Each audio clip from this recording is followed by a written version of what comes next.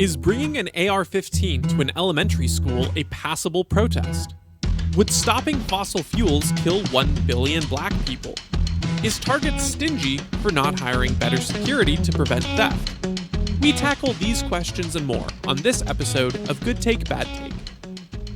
Hey friends, welcome to this episode of Good Take, Bad Take. This is the show where we go through our social media feeds, we find takes that we find really, really good or really, really bad, and sometimes they're confusing. And we break down what makes them good, bad, or intriguing, and have fun along the way. My name is Donald. I'm here with my co-host, Britt. Before we get started, just that reminder that you love to hear. Just a reminder to subscribe, click the notification bell if you're on YouTube. Share with your friends, follow us on socials. We've got Good Take, Bad Take Pod on Instagram and Good Bad Take Pod on Twitter and YouTube. Helps out a ton. You can also leave comments and give us takes to critique or give your thoughts on the takes that we've gone over. We love to hear that from y'all. So without further ado, we'll get into our first take. This comes from an article on townhall.com from Kurt Schlichter. He is talking about the GOP primary. I found a rather amusing article, even if I don't agree with all of his Republican tendencies. This quote in here highlighted I wanted to talk about, though. He says, here's the test. If you think we should not dismantle the FBI because the problem is a few bad apples, you are impotent and unfit to lead. Get back in the rear with the camp followers and help with the cooking. We need a guy who will pick up his saber, yell, "Follow me," and charge. So again, this is in the context of the presidential election, but maybe also just kind of broadly speaking, the cultural moment of political leadership that we're in now. So what do you think about this take, Britt? I think it's good. It like if you apply this to a different concept like the Federal Reserve, which is like what Ron Paul made his presidential campaigns all about, was like, no, it's not that we need to, adjust a few percentage points of the taxes to fix the financial system. Like we have an enemy, we know who it is. I can clearly define who it is and what they're doing. And the solution to it is to totally, one, audit it, and then two, totally destroy it. The goal of the audit being to destroy it. And I think with I'm assuming this was written post Durham report being released. With that, I mean, we've all that kind of crystallized and like added the official source to what we've all known to be true, which is that Donald Trump had the deep state working against him, not only before his presidency, but also entirely after he was elected by everyone. And so anyone who thinks that like, oh, well, this just needs to be fixed or whatever, we just need to remove certain people. You're literally parroting the people who did this to Donald Trump, saying as the reasoning for why things don't need to be done to the FBI. Like, well, we removed, the bad actors and stuff like that. Well, it's like, no, it's not about that. It's about the fact that the FBI systemically is bad, right? It's a feature. It's not a bug, as I say a lot on this podcast. It's designed to put bureaucrats in power that stay in power and have all of the incentives to continue to do things to presidents and just the entire nation in general that keeps them in power. And most of the time, that's not in everyone's best interest, and it has a bent towards authoritarianism. Yeah, I like the example you bring up right away with Ron Paul, because I think he modeled this this attitude and temperament very, very well.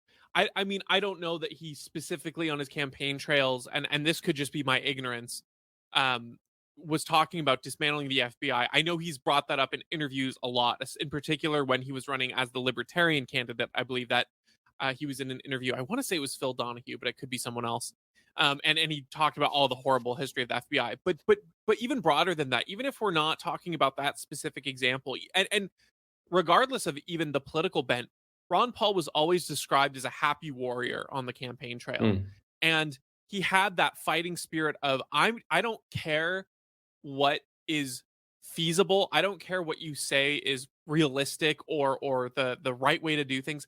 I know what's right and I know what's wrong, and I'm going to charge forth. And that's why you have that great moment in South Carolina, a very pro-military state, generally speaking, where he talked about the theory of blowback and got applause because he was confident, he knew what he was talking about, and he pushed back on this dumb talking point from Giuliani.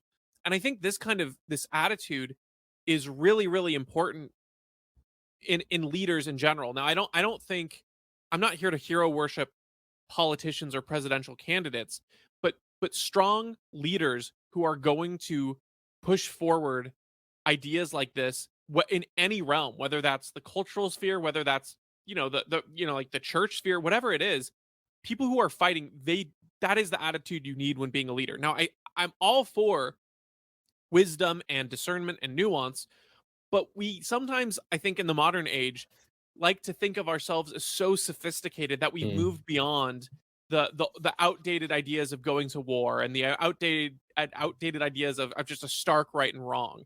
And I think that that's very wrong. There are stark evils in this world, and those haven't gone away. And when you identify those root causes, you need someone who's going to say, "Pick up, let's go to war." And again, I don't mean this literally. I'm not a big fan of, the war machine and bombing kids overseas, but I mean waging these battles over the soul of the culture and the country, and taking back the ideal American values of freedom from a government that is pretending to purport these things and uphold them is very important. And you need someone who's got that fighting spirit. Something Dave Smith always pointed out about Bernie Sanders' campaign is he, as much as of a revolution as he wanted to have, he didn't have that fighting spirit. He was like, "Oh, my friend Joe Biden here, he and I disagree on things." Yeah, Like, he no, didn't you're actually believe talking. it. Yeah, yeah. It's like if you actually were going to lead that charge, Joe Biden is enemy number one. He stands for everything you're railing against, with the entrenched corporate interests, elite people pushing these, like the segregation bills, people pushing the drug bills. That was Joe Biden, and he's like, "Well, my friend and I disagree on a few things in here." That's not the fighting spirit that this post is referring to. So I do think this is a good take. Yeah, that's a fantastic point about if someone is wishy-washy or incremental change, or we want to cut the tax bracket, up, percentage points or whatever to fix things, in the face of an enemy that is so, like you're saying, starkly evil, that either says they don't know much about what they're talking about in the first place and therefore will not be able to help make any change, or they're actually swampy, right? Like they're trying to kind of play both sides of the fence and say the political answer that kind of gets them through. And that's what people really liked about Trump. And what's unfortunate is, Trump's rhetoric during the campaign, as most presidents who do get elected, was really, really good. But then once he was in, he kind of did have that, like, oh, well, we'll do this or do that. His actions weren't very straight. But people love that Trump would just see something that was evil, that we all thought was evil or not good or inefficient, and just say it how it is, right? To take that phrase, oh, I like it because he tells it how it is. And what people mean when they say that is just like, oh yeah, everything that we see, right, and we know that it's evil. We're not trying to we're not going to try and say the answer that is the least amount offensive to everyone. We're trying to say the answer that is right. Yep.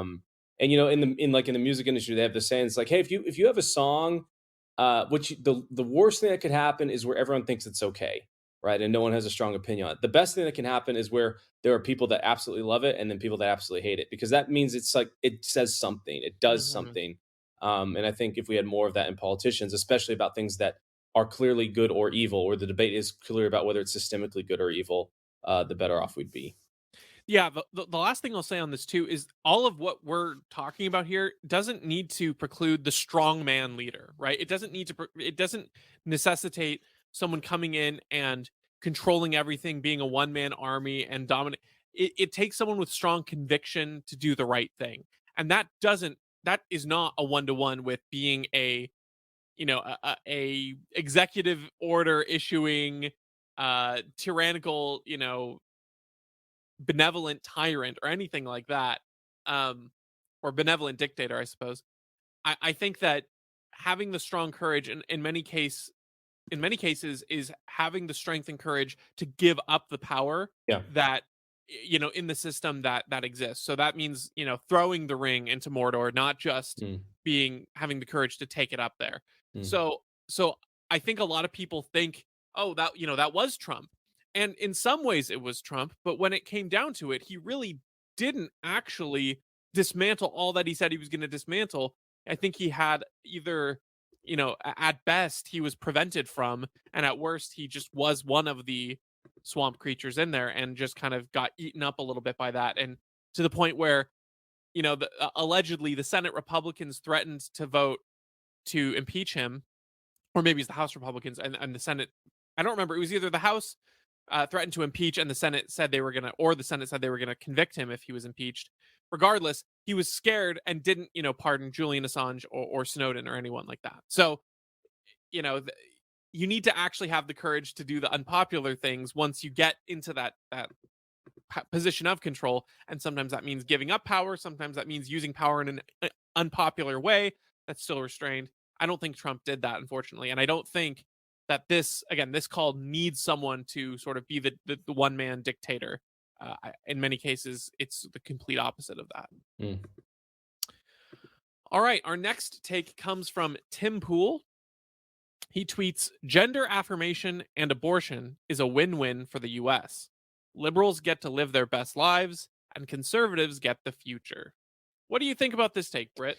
So I'm gonna take it on from the standpoint that I know he's saying it from, right? Like he's pretty pro-life, as well as like anti, gender affirmation and things like that. He's saying this kind of tongue in cheek in saying that, hey, if liberals want to abort their kids as well as, sterilize them by removing their reproductive organs, then there will be no more liberals and conservatives will have kids, and then the future will be conservative. And so the reason I got the take was because I was interested in that, that kind of thought and prediction, I guess. And so I'm taking it from that standpoint. I think it's a good take, in that, like, when you look at, I think that not conservative, but like, and when he says conservative, like, I think it's more like freedom loving people, right? Because basically anyone that doesn't support gender affirmation and abortion, all the way up to 9 months, is considered conservative now, which is really funny. I know. um, but I think it's a good take, and it's a good take in that it's correct in its prediction, and that I think these principles are best in line with how nature works in general. And because it's best in line with how nature works, how can you lose, right, against a movement and a philosophy that is so, rubs against the grain of nature so much?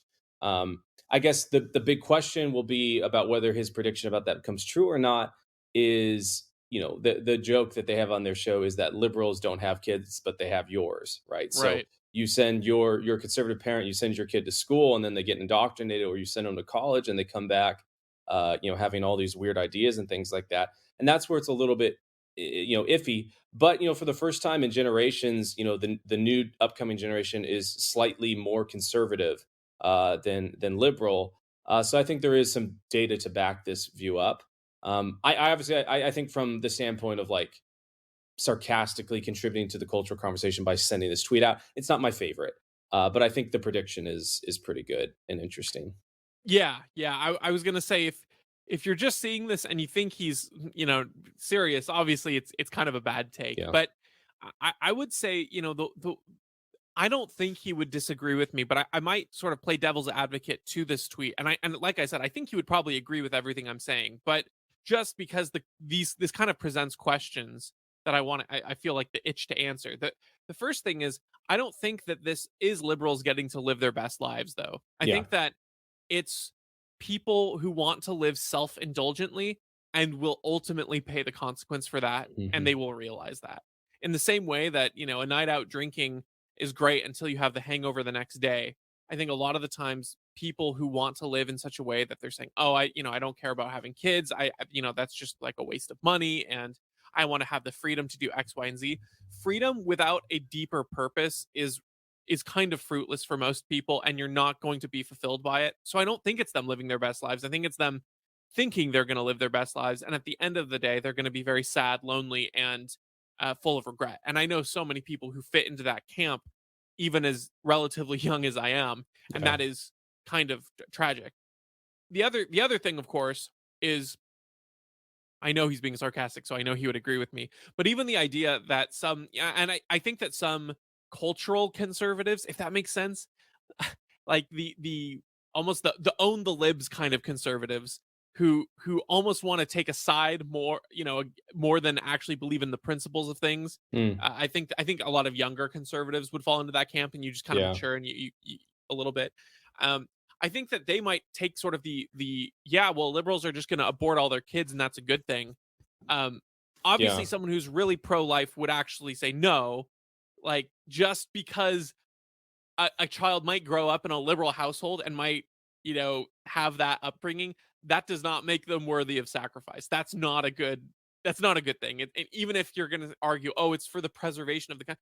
No, innocent life being taken before there's any kind of guilt, before there's any kind of force or aggression, is always wrong, evil, and immoral. So I don't think Tim Pool means this, but I do think that there are a lot of young, impressionable, just own the libs. I'm not really for something. I'm more just against the left, kind of like TikTok conservatives who might unironically kind of think that that would be a good thing. And Yeah. I just kind of want to you know distance myself from that because that's not the pro life position in any respect. Yeah, yeah. The pro life position is that regardless, and I think the our extreme pro life position is that there is absolutely zero circumstances where a baby should be aborted at every single stage of the pregnancy, even in instances of rape or an incest. When it's a matter of the mother's life being in danger, it's not necessarily that it's an abortion. But it's like, hey, we need to do a procedure to save the mother, and in the process, if the child dies, then that's part of it. But it's not going in there with the intent to abort and destroy something. And so, pro-lifers, and this would apply to you and I. It's like, yeah, even if we get the future that we want, the price of killing even one innocent baby is not good enough, right? But I think from the perspective of, so like you're saying, if this was absolutely literal, or even like a, well, just let them because we'll own the future, and it's like you've sacrificed your principles at that point if you truly believe that. He's saying it tongue in cheek. I think it makes a really good point. It's kind of like the I don't know if you saw this tweet, but like they were talking about how women, like really lefty women, will say things like, "Oh yeah, Dylan Mulvaney and Lizzo are just beautiful women." I Um, did, and yeah. some, I can't remember the guy's name, but he's like, look, if they truly believe that, just say, hey, like say, hey, you look like Lizzo, or hey, you look like Dylan Mulvaney as a compliment, and see how they react. And I think obviously I would not, I would never want to say that to anyone, because that would be, that's really mean and awful and stuff like that. But the premise of it makes a great point. And I think that's what this tweet does, and that's why I like it. Yep. Nope, I agree. Yeah, I think that this the point you brought up earlier about, liberals raising, others' kids, kind of, they don't have kids, they have yours kind of thing. That's the only other aspect of this where I think that that is a pretty serious danger, and the fact he acknowledges it shows that, he doesn't seriously think that this would be a good outcome. But I do think that the more that they control the mechanisms of public institutions and public thought, then yes, the more dangerous this becomes, because uh the sarcastic idea of this tweet also sort of implies that liberals get to live their best lives and leave everyone alone. But that's also not how we know. That's not how Yeah, generally people who want power live. And right now, I would argue that culturally, the left are the ones who want more power. yeah, Now, there is some of that on the right too, but overwhelmingly, the left seems to control the more of the points at which they are going to dominate other people's lives through power. So we know that's not exactly how liberals will live if left to their own devices. Okay, our next take comes from our friend of the show, David Hogg. He's quote retweeting someone else. So we're going to start with the tweet. It sounds like a TV preview of a program coming on. So tonight on Baltimore TV, yeah, Baltimore 11 TV, a man with an AR-15 has been showing up for weeks to a school bus drop off for local elementary school students. Parents say their kids are afraid. The man says he's protesting Governor Wes Moore's new gun control law. You'll hear from both sides at 5 and 6 p.m. And David Hogg tweets, guns should only be taken out if you are cleaning them, in danger, or hunting at the range. Fetishization of guns isn't what responsible gun ownership looks like, and neither is using them to protest, especially like this. It needlessly puts kids in danger.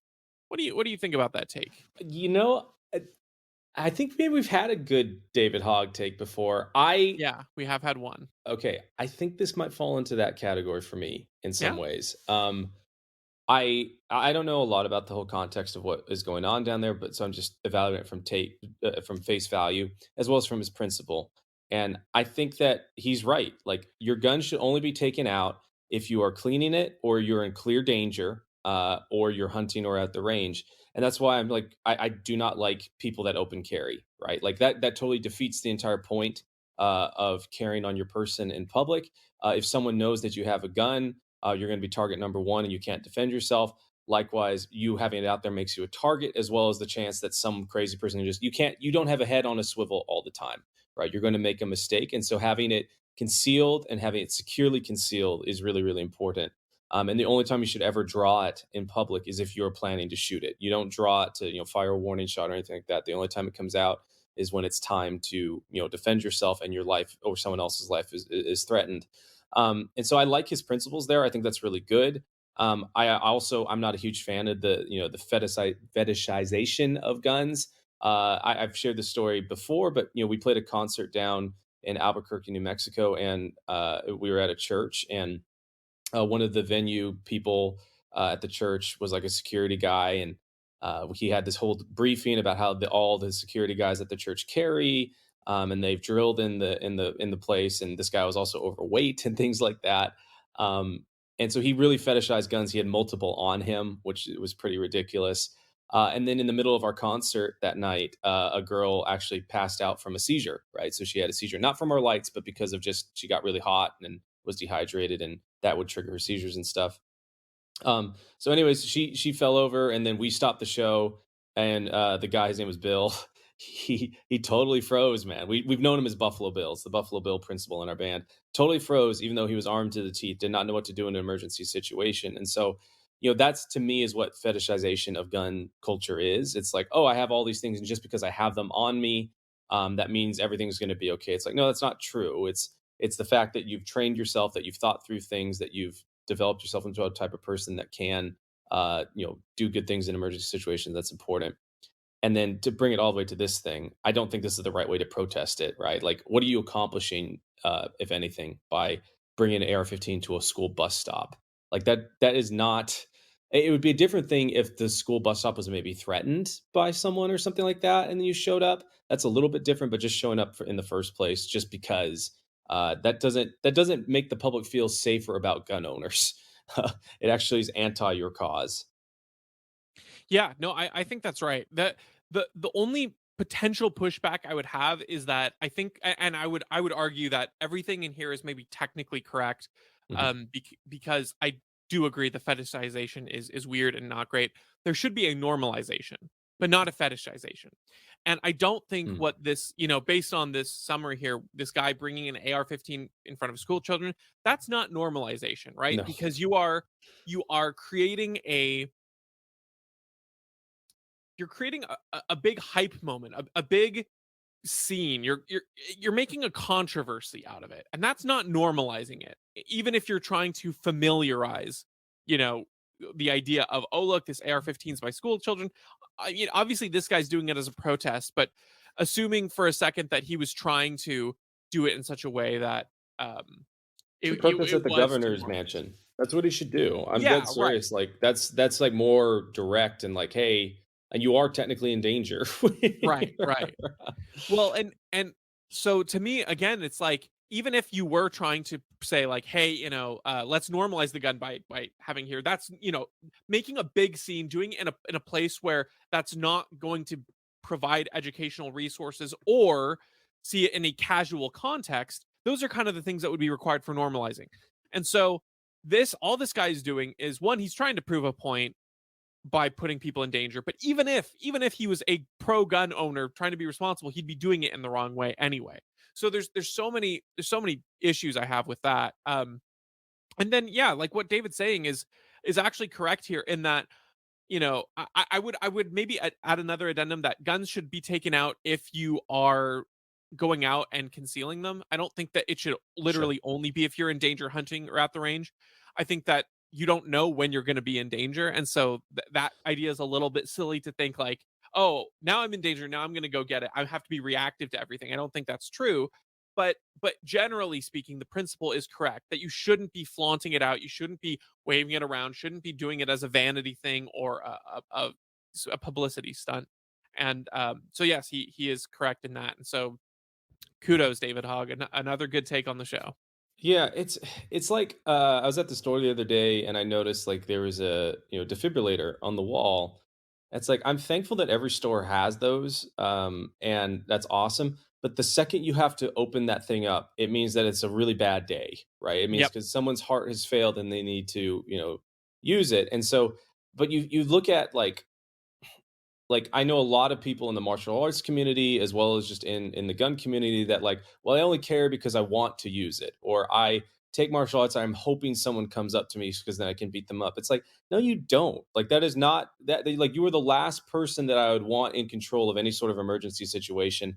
And like I think I really liked what you were saying, like normalization versus fetishization, right? Like it's like there's a normalization around AEDs, right? Like I have no problem seeing that on the wall, knowing that it's there and that I can use it if someone had a heart attack. But I'm not like super excited, like, oh, I want to buy a defibrillator for my house because I Yeah. want to use it. Right. It's like this is a life-saving tool that's important, and it needs to be given that respect, right? That's part of the normalization, is that there's a respect for how powerful these tools are. People, you take that an AED out, you can actually also kill someone with that, right? Because it's got a huge electrical charge behind it. So I want more of that, less of the oh, I only care because I want to use it. And I just assumed, a gun should only be taken out, meaning like, oh, you're concealed carrying it. But I Yeah. guess I guess David Hogg would be against concealed carry. So, but he doesn't say that here. So it's a good take still to me in that Yes. way. Yeah. Yeah. No, I agree. I think that's right. All right. Our next take comes from I may be mispronouncing her name. I'm not familiar with her. Magat Wade Yeah. or something along those lines. Apologies. She tweets, "You won't believe this, but it's the truth. Stopping fossil fuels before Africans have access to affordable and reliable power will kill 1 billion black people. The poor would freeze in the dark and bake in the sun while they starve. And yet, you tell me Black Lives Matter." What do you think about this take, Britt? It's good. Maget is a fantastic. I don't know what she like public person or something like that. She Sure. was she was head of she was like I think she's actually CEO at a company right now. But very pro capitalist, and she has a nonprofit that's focused on making Africa more free market and more capitalist. And she's Hmm. like most of the poverty that is in Africa is not because of free markets; it's because that there are lack of free markets. So she's really good. She was on the Jordan B. Peterson podcast. So that's how I found her. But she's totally right. You know, the developing countries, right? And India has kind of become come out of that, and so has China. But as they were developing into economic powerhouses, they rely on fuel that is reliable, easy to transport, really compact, and gets a lot of efficiency for how much space it takes up, and that's easy to consume and burn. And that's fossil fuels. They're the easiest thing for people that are in poor countries to use. If they don't have that, they resort to doing things like burning animal dung or even less environmentally friendly ways of heating themselves. Because at the end of the day, you have to heat yourself, you have to power things. You want to make sure that you can cook food and things like that. And so fossil fuels are for those developing countries the best way to do that. No one there has the ability or the economic resources to make it feasible to have solar power, things like that, right? There are certain spots and certain individuals that might be able to do that, but a developing country needs that economic leverage, and fossil fuels provide that. And it's really unfair of America and the United States and Western countries who went through that process, used and relied on fossil fuels for so long, and still do. To now say, and now that we're in economic prosperity, to say, oh yeah, well we used it and got to where we're at, but you have to figure out a different way. It's just not fair. It's wrong. And she's completely right that I don't know if it will kill a billion people or not, but it will definitely contribute to the suffering of at least a billion people, even more, and potentially a lot of deaths and starvation. Well, just from the amount of food production that the US uses even on fossil fuels right now in the current state. I mean, if you transitioned us away in the current moment, you would Hmm. have so much starvation and poverty in the US Yeah. just based on the increased prices of production. We saw how much prices increased and how much poverty and suffering increased from supply line shortages, let alone Yeah. the massive increases that altogether stopping fossil fuels would cause. I mean, you look at a tax on carbon in Washington state, and it's driven our gas, per gallon gas costs on lowest grade fuel by like 39 cents. Just one carbon tax, and that's for low income people. That's huge for people who can't work remote. That's huge for people who rely on heating in their homes. That's huge.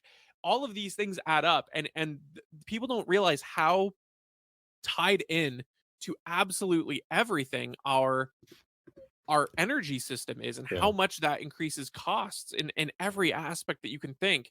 And so the idea that it would harm Africans is absolutely true. I mean, not only from the developing nation standpoint of their own infrastructure, but even from the reduced generosity that would be able to come from the US, where the US has lots of generous individuals who donate to help support missions that help, provide food and relief to African nations and that are the most impoverished, let alone the ones that are developing and trying to build up their economies using these kinds of energy. All of those Africans have fewer resources because the costs get turned up Mm. on the generosity of the Americans trying to provide. So not even from the more salient point that I would argue you made about the developing nation status, but even from the charity of the US being harmed, what you would hurt the rural villages who don't currently rely on energy at all, because they don't even have that infrastructure built. A lot of them are supported through missions work, through donations and charities that come out of places like the US. So cutting off fossil fuels, uh, even in the US, impacts people in Africa in a detrimental way. I don't have any more on it. All right, we'll move to our last take here, I believe. This one comes from the Wall Street Journal's opinion piece. This one says Target's CEO says thievery will cost the retailer $500 million this year, which reveals a culture of impunity that drives the market for retail theft. And then there's a reply and this individual says, obviously the loss is not high enough, or Target would charge would change their policies and hire loss prevention professionals who actually attempt to stop the theft. What do you think about that latter take there, Brett? That's a terrible take. I'm and I mean, I don't know this person's opinion on anything else, but in a true free market, then yeah, this does hold true, right? Or they would either um, they would change their policies, they'd hire loss prevention, or they would. There's only a few ways to deal with it, I guess. Is maybe how I should start. You change your policies, you hire loss prevention, or you pass the cost to your customers, or you just shut down stores, right? Right. Uh, that in the vacuum of a free market, those are the choices that exist. uh, when there is not a free market and there is, corrupt DAs that will not punish people, we have such a crazy anarcho-tyrannistic legal system where criminals are able to do things and law-abiding systems are not able to defend themselves. The only two options that these companies have now is to pass costs to customer or to shut down their locations, right? Because at the end of the day, the store has to make a profit. Even if it's only $1, it still has to make a profit to exist. If it's not, it's going to die, and it has to, it has to do something. So yeah, it's not that I'm sure Target would love to solve this issue in a way that doesn't pass more cost off to their customers. I'm sure they would love to do something that makes it really painful and difficult for people to steal from them. But the fact of the matter is that those types of actions that they take would actually yield more and more cost to them through lawsuits and things like that, especially in this environment where the criminal is given, basically priority treatment in a lot of ways. Yeah, I think this is a terrible take. Obviously, you're completely right. There's this gotcha that people try to pull where you have a state system in place with police and rules and laws that control them, and essentially this creates a monopoly on the enforcement of many security measures, right? So you can hire your own private security, but you can't prosecute someone. You can't prevent them from, you can't essentially have consequences follow that person beyond just removing them from the premise. And in many cases, even that is a dangerous, proposition, like you mentioned, because of liability for suing and things. And so then what happens is the government has this monopoly, but then people are like, wow, look, the private market doesn't want to pay to have this problem fixed. I guess we do need government type things after all. Hmm. And this, of course, is absurd and stupid because it's the very presence of the government that's being ineffective. That's the issue to begin with. And so then it's like, if you say something like, well, if we have a police force, I think that they ought to probably, protect property rights for me. They probably ought to, have people help respect the the property that I own, and the enforce non-aggression principles. And then people are like, wow, I thought you didn't believe in the government. And it's like, well, no, if we have to have this thing, I would rather it do its job, because it's preventing the Yeah. private market from doing that job. I want the job done. It's kind of like this idea where if the government was super efficient and let people be free and protected private property rights, and it had no interference, I guess I wouldn't really have a problem with the government. But the problem is, government is the antithesis of all those things and doesn't let you do those things. So, I'm even thinking about, like, in Safeway. The other night, I was about to go in, and I see this security guard from Safeway, not obviously not a cop, trying to stop this person who had alcohol under their jacket leave. And there is kind of one of those two automatic doors on the right and left with a wall. And the guy was going back and forth, and the security officer was like trying to physically block him to get him to put the merch back. But he literally wasn't taking his arms out of his jacket, because he knew that if he did anything of like grabbing or restraining, he'd be liable to be sued. So he's, kind of got his arms in his jacket and is physically blocking him with his body. And the guy eventually got away with the stuff, Yeah. because obviously it's an uphill battle there. So no, Target does hire people who want to be loss prevention. The problem is the enforcement of it is so prohibitively expensive, because the actual measures that would do it aren't being enforced by the cops. And in order for there to be a free market, you need private property to be enforced, and the government is doing a terrible job of that right now, and actively preventing companies from enforcing it themselves. So this is a terrible, terrible take. Yeah, I like what you're saying in that, or in how you steelman the argument, which is like, oh well, so libertarians, like, you do need some independent arbiter of the law, in these instances. It's like no, you don't. But in the in the vacuum of we have nothing, and the state that is says that we had to get rid of all this protection to protect us. Like, well, yeah, then I want to get at least what I paid for, right? Exactly. Even if we got a bad end of the deal in terms of how much it costs and how well it's distributed, but let's at least acknowledge that those services should exist. And it made me think of my wife's uncle over in Spokane, which is in general Eastern Washington is a much more red leaning side of the state in Washington. But he was at a gas station, and some guy, basically like you were talking about, loaded up his jacket with a bunch of beer and other things and was trying to leave. And the security guard that was there said, "I just got to let him go, because if I try and stop him, it's bad." The owner of the store was actually there and was like, "No, I can't take more loss. I'm going to go try and stop him." So he actually ran out, tried to stop him. The guy that was leaving with the thief actually took out a knife and tried to stab this Holy store cow. owner. So the store owner punched him in the face, right, and basically tackled him. Cops showed up, told the store owner, said, "Hey, like, if that happens again, don't do that, because we can actually charge you for assault with that." And it's just like, man, like, what's the point of paying taxes to have these cops if they're not even there? One, they're not there to do their job, right? Two, they show up and then they lecture you about how you did their job for them. It's like, yeah, this is not a good system, and I don't like that we have it. But shouldn't we all agree, at least, that if we do have it, they should be doing what we hired them to do? And so, yeah, this this entire system, it's like the Soviet Union, which is like, oh well, criminals know better, or Yeah. don't the criminals don't know better, right? So let them do what they're going to do. You, as a law-abiding system, you do know better. So it's up to you to make sure ignorance of the law is not permission to break it.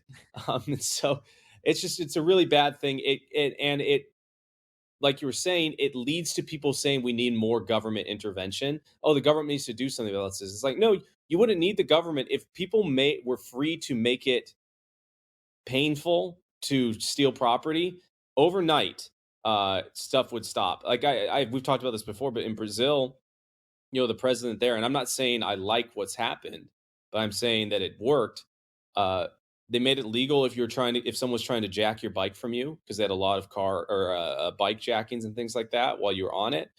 You were allowed to shoot the thief, and almost overnight, right? Like, those type of things stopped because the price of being able to steal a bike was not worth potentially your life being forfeit. So I don't necessarily like that that's what has to happen, but in the absence of smaller, more measured things being, being implemented before that, that is inevitable, right? Like loss of life is going to happen if property is not respected, and more measurable things can't be done before that. Yeah, yeah. So I guess to wrap up my thoughts on this the guy is trying to dunk on the free market, saying well, maybe not the free market as a whole, but at least Target, saying it's obviously not costing them enough, otherwise they change their policies. And to me, this reeks of you tie someone's hands together and chuck them in a river and then say, well, if they're really drowning, they guess they'd be trying to swim a little harder. Yeah. So they must not really be in danger. It makes me think of like self-censorship things where you're like, hey, if you speak out against the vaccine, we're going to strike your channel, we're going to ostracize you, you're going to lose your job. But no, we didn't force you to take the vaccine. I guess I guess you took it, and we were just that convincing. It's like all of this gaslighting of like, no, no, no, the government has come in, made an atmosphere through their regulations that give you all but no choice. Yeah. Don't pretend that we're in this neutral level playing ground where you have the choice to raise costs, um, or spend the money and protect your goods, or you have the cost to let the thieves get away with it and keep your and not spend the money. That's not the reality we're in. We're in the reality of you can raise your costs so astronomically high that like put a spider lock on every single item in your store, which just isn't economically feasible. Or and some places have on specific items, but you have to do that for literally everything where the cost is actually not viable for the store to keep running. Or you have to let criminals get away with it because the medium way of actually paying for proper security isn't being respected. That's the reality we're in. It's not a matter of Target changing their policies and spending the money. It's a matter of the government literally not letting them in many, many locations. Yeah. And that's why you have stores like Walmart, Cracker Barrel pulling out of places like Portland. All right. Well, that's our episode for today. So thank you so much for listening. As a reminder, give a share, tell a friend if you enjoyed it. And if you find a bad take, send it our way. We always love to get those from you guys. And we'll catch you on the next one. Take care.